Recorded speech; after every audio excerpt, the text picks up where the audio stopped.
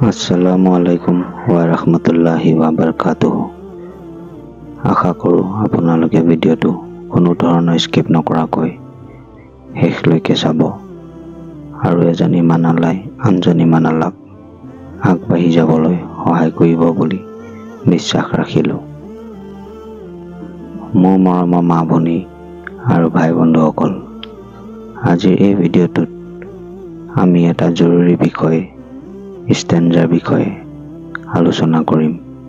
গতিকে আপোনালোকে ভিডিঅ'টো শেষ পৰ্যন্ত চাব। মলমূত্ৰ ত্যাগ কৰাৰ পিছত কুলুক আৰু পানীৰ দ্বাৰা পৰিষ্কাৰ কৰা কাৰ্যকে ষ্টেঞ্জা বোলে।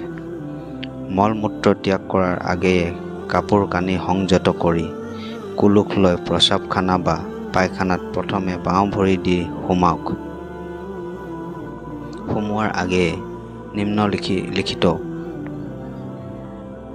দুআটি পঢ়ক। উচ্চাৰণ: আল্লাহুম্মা ইন্নী আউযু বিকা মিনাল খুবছি ৱাল খাবাইছি। অৰ্থ: হে আল্লাহ, সকলো ধৰণৰ অপবিত্ৰতা, মালিনতা আৰু শয়তানৰ কুদৃষ্টিৰ পৰা ৰক্ষা পাবৰ বাবে মই তোমাৰ ওচৰত আশ্ৰয় বিচাৰিছোঁ। প্ৰস্ৰাৱৰ বাবে এটা আৰু সৰু শৌচৰ বাবে 3টা বা অধিক কুলুক নিব পাৰি। পায়খানা কৰোঁতে দক্ষিণ বা উত্তৰ মুখে বহিব লাগে। কিবলামুখী হৈ বহি প্ৰস্ৰাৱ পায়খানা কৰিব নালাগে। পায়খানাত যাওঁতে কোৰাণ শ্বৰীফ বা কোনো লিখিত আয়াত লগত নিয়াটো উচিত নহয়। অৱশ্যে তাবিজ লগত ৰাখিব পাৰে।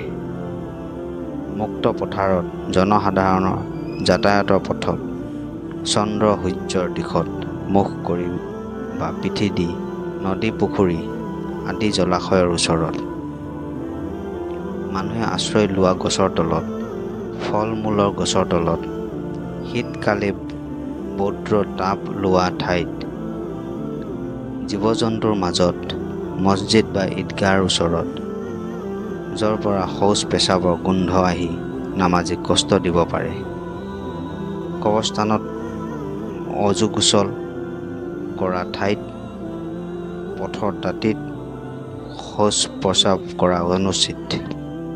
থিয় হৈ প্ৰস্ৰাৱ পায়খানা কৰা নিষেধ। প্ৰস্ৰাৱ পায়খানাৰ সময়ত বৰ্জনীয় কাৰ্যসমূহ হ'ল: কথা বতৰা কোৱা, বিনা প্ৰয়োজনে গল খেকাৰ দিয়া, কাপোৰ কানি খুলি বিবস্ত্ৰ অৱস্থাত প্ৰস্ৰাৱ কৰা আৰু সোঁহাতে ষ্টেঞ্জা কৰা।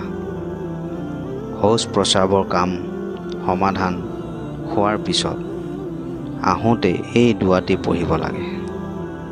উচ্চাৰণ: গুফৰানাকা আল হামদুলিল্লাহিল্লাজি আজহাবা আন্নিল আজাৱা আফানি।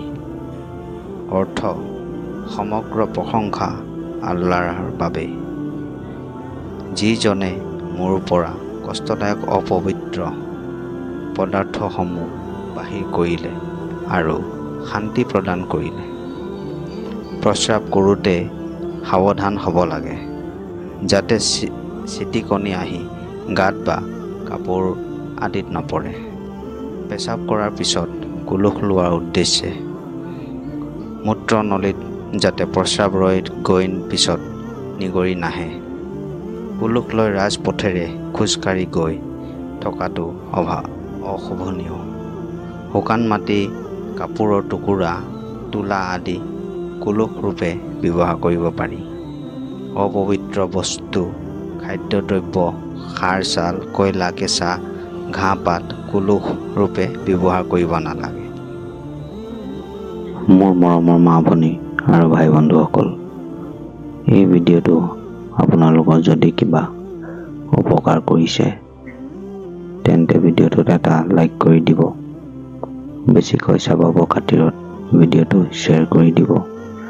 মোৰ চেনেলত আপোনালোকে যদি নতুন তেন্তে মোৰ চেনেল ইছলামিক চাবক ছাবস্ক্ৰাইব কৰি দিব।